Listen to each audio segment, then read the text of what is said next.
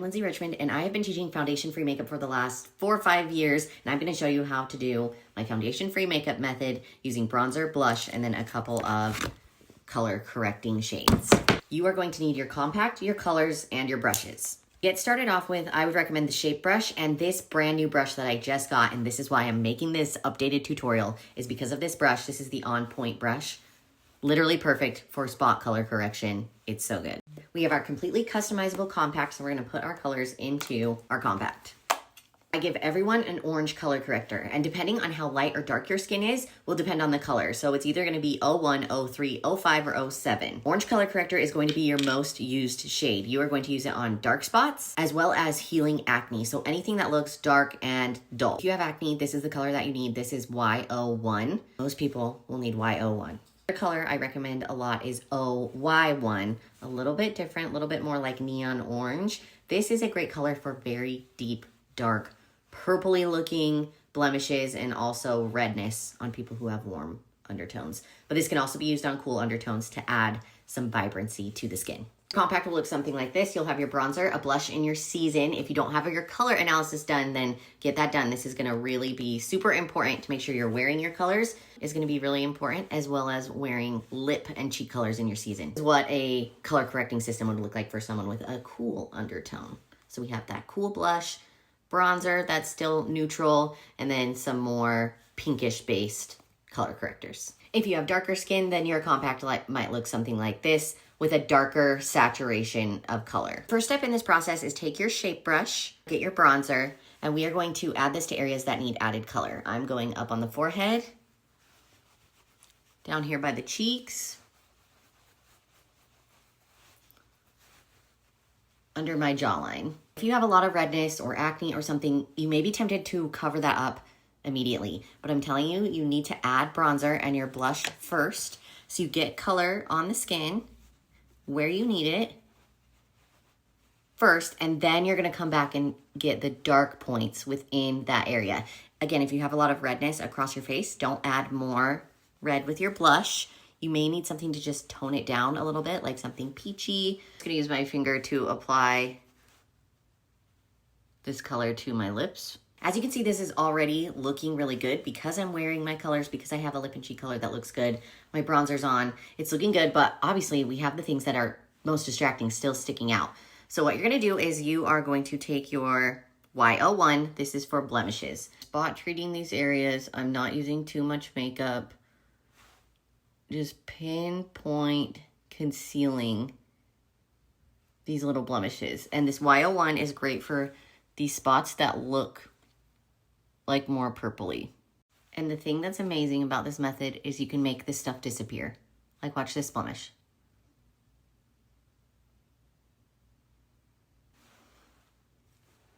It's all but gone, and we're not caking a bunch of concealer that looks really crusty later.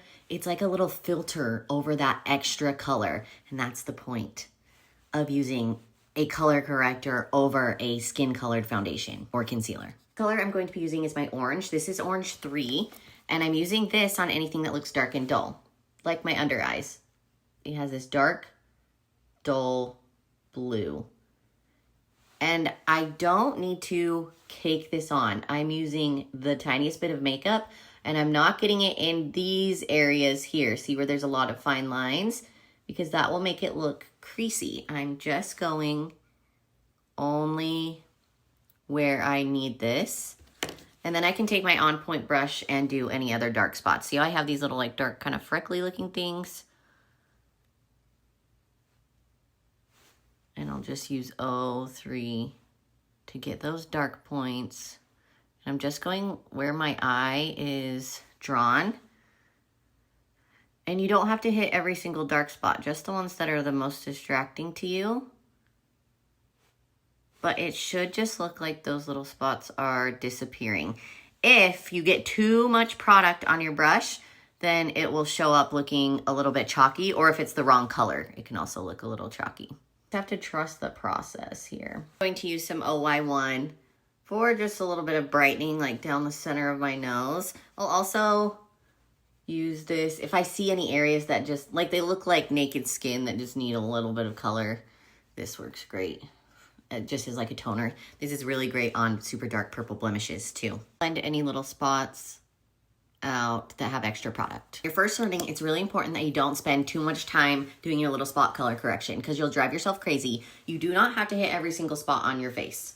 If we zoom up, we can see I still have some that I could get in there. But I got the ones that were the most distracting, and now I have skin that looks much better, but I don't have makeup that looks distracting. It doesn't look like I'm wearing any, really, but it looks very glowy, very dewy. You're really gonna find with this method that you need a lot less makeup than you've ever previously thought. You just have to think of your face in a different way, use those color correctors, practice with them.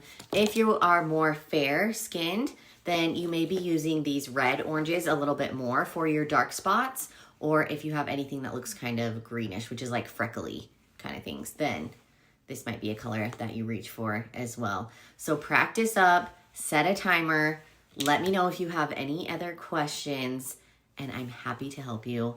If you feel like you need to, you can set with a setting spray. I usually use a hydrating one because I have dry skin. If you have more oily skin, then you could use a mattifying setting spray as well. I do, however, do not recommend powdering over top of this. It is a cream makeup, so it's meant to really look like your skin, but if you feel like you need it, feel free to try a translucent setting powder. You just want to go really, really light with it and try not to remove any of the progress that you did while you were doing your makeup. The thing that's so magical about this method too is that most of it is your skin. You are enhancing your own natural colors. That's why having a color analysis is so important. That's why wearing colors in your season is so important. And so this ends up looking very natural, and you don't have to do as many steps to get it to stay because it's mostly your skin. When we wear the wrong colors, when we use stuff that's not in our season or out of harmony with our own natural coloring, it takes a lot more makeup to get coverage. It takes a lot of setting powder to get it to stay. And this is why this method is so different from anything else that you've ever tried. I can't wait for you to get the hang of it. Keep practicing. It is a bit of a learning curve. You got this.